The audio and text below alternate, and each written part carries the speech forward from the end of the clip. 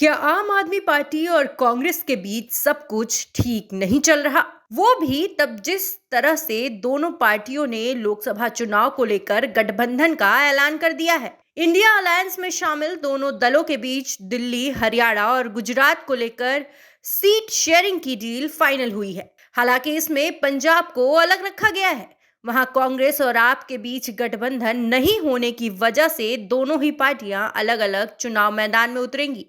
भले ही दिल्ली समेत दूसरे राज्यों में आप और कांग्रेस का गठबंधन हुआ हो, लेकिन पंजाब में दोनों ही पार्टियों में टकराव बढ़ता जा रहा है। इसका नजारा पंजाब विधानसभा के बजट सत्र में देखने को मिला, जहां हालात यहां तक पहुंच गए कि खुद पंजाब के मुख्यमंत्री भगवंत मान ने कांग्रेस नेता प्रताप सिंह बाजवा से सीट शेयरिंग समझौता खत्म करने की धमकी तक दे दी। पंजाब के मुख्यमंत्री भगवंत मान ने कांग्रेस की तुलना फिएट कार के पुराने मॉडल से कर दी है। उन्होंने कांग्रेस नेता राहुल गांधी पर कटाक्ष करते हुए कहा कि जब संसद का बजट सत्र चल रहा था तो वो छत्तीसगढ़ में अपनी यात्रा में व्यस्त थे। वहीं भगवंत मान के कमेंट पर कांग्रेस के विधायक नाराज हो गए। इस पर पंजाब के मुख्यमंत्री अपना आपा ही खो बैठे। भगवंत मान ने पंजाब विधानसभा में विपक्ष के नेता प्रताप सिंह बाजवा से दिल्ली समेत दूसरे राज्यों में सीट शेयरिंग तोड़ने की धमकी दे दी। इसके बाद भगवंत मान ने कहा कि एक तरफ आप हमारे साथ सीट बंटवारे पर समझौता कर रहे हैं और दूसरी तरफ ये सब करते हैं। जाओ और सोनिया गांधी और राहुल गांधी से कह दो कि वो हमारे लिए कुरुक्षेत्र, दिल्ली और गुजरात की लोकसभा सीटें नहीं दे। भगवंत मान इतने पर ही शांत नहीं हुए। उन्होंने लगातार वरिष्ठ कांग्रेस नेताओं के पार्टी छोड़ने पर भी सवाल खड़े कर दिए। ये पूरा घटनाक्रम पंजाब विधानसभा में सोमवार को सामने आया, जब सदन की कार्यवाही भारी हंगामा होने लगा। हालात खराब होने पर मुख्यमंत्री भगवंत मान ने विधानसभा स्पीकर को एक ताला और चाबी सौंप दिया। सीएम मान ने विधानसभा अध्यक्ष से कहा कि विपक्ष को सदन के अंदर बंद कर दीजिए, जिससे वे चर्चा के दौरान बाहर न निकल सके। बहरहाल लोकसभा चुनाव में अभी कुछ दिनों का वक्त बचा है, लेकिन उससे पहले आप और कांग्रेस नेताओं का भिड़ना गठबंधन के लिए अच्छे संकेत नहीं है। दिल्ली शराब घोटाला खेल का पर्दाफाश अब होने वाला है। मुख्यमंत्री अरविंद केजरीवाल की अब कुछ नहीं चलने वाली। अपने बाकी नेताओं की तरह अब केजरीवाल भी जेल जाएंगे, क्योंकि ईडी के अलावा अब सीबीआई ने भी केजरीवाल के खिलाफ शिकंजा कसना शुरू कर दिया। शराब नीति घोटाले के मामले में ईडी दिल्ली के मुख्यमंत्री अरविंद केजरीवाल का पीछा कर रहा है, जिन्होंने अब तक एजेंसी के सामने पेश होने से इनकार कर दिया है। ईडी ने केजरीवाल को 8 बार समन जारी किया है, लेकिन हर बार आप संयोजक ने समन को नजरअंदाज कर दिया। नतीजतन ईडी ने इस मामले में उनके व्यवहार को लेकर राउच एवेन्यू कोर्ट में उनके खिलाफ एक और शिकायत दर्ज की है। ईडी के 8वें समन के बाद अरविंद केजरीवाल सोमवार को पूछताछ के लिए पेश नहीं हुए और उन्होंने 12 मार्च को वीडियो कॉन्फ्रेंस के जरिए पेश होने की इच्छा जताई। ईडी के सूत्रों ने बताया कि एजेंसी केजरीवाल की जवाब की समीक्षा कर रही है। उन्होंने उल्लेख किया है कि एजेंसी केजरीवाल को डिजिटल रूप में पेश होने की अनुमति नहीं दे सकती और पूछताछ के लिए 9वां समन जारी कर सकती है।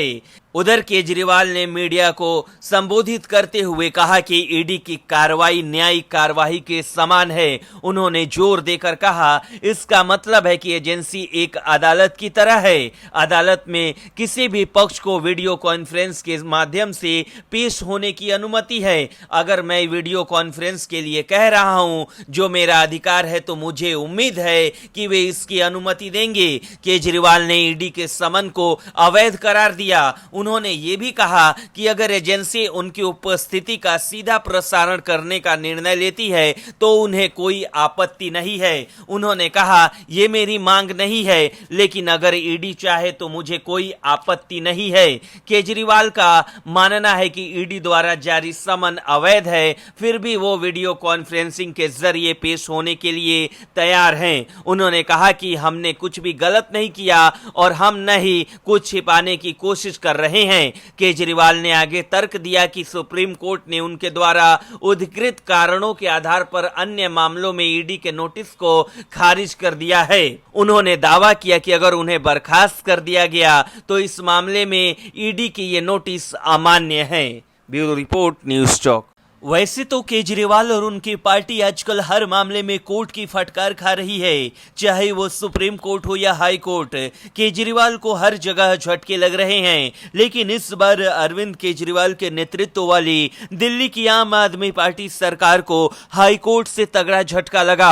बजट सत्र की शुरुआत में उपराज्यपाल वीके सक्सेना के अभिभाषण को बाधित करने के लिए बीजेपी विधायकों को सरकार ने निलंबित कर दिया था। अब हाई कोर्ट ने इस आदेश पर अंतरिम रोक लगा दी है। बीजेपी विधायक मोहन सिंह बिष्ट, अजय महावर, ओपी शर्मा, अभय वर्मा, अनिल वाजपेयी, जितेंद्र महाजन और विजेंद्र गुप्ता को पिछले महीने विधानसभा से निलंबित किया गया था। सदन की विशेषाधिकार समिति में मामला लंबित रहने तक उन्हें सस्पेंड किया गया था।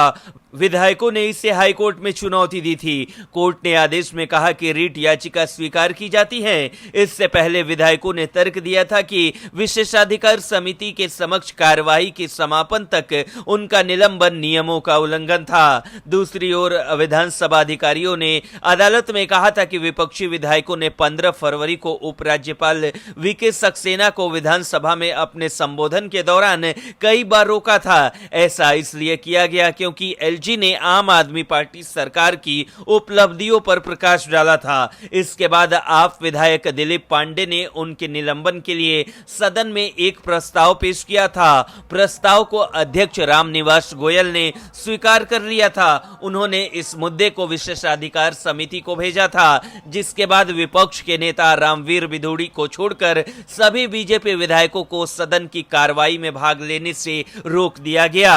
बजट को अंतरिम रूप देने में देरी के कारण सत्र को मार्च के पहले सप्ताह तक बढ़ा दिया गया, लेकिन अब हाईकोर्ट ने बीजेपी विधायकों को खुशखबरी देते हुए केजरीवाल सरकार को बड़ा झटका दिया है। ब्यूरो रिपोर्ट, न्यूज़ चौक।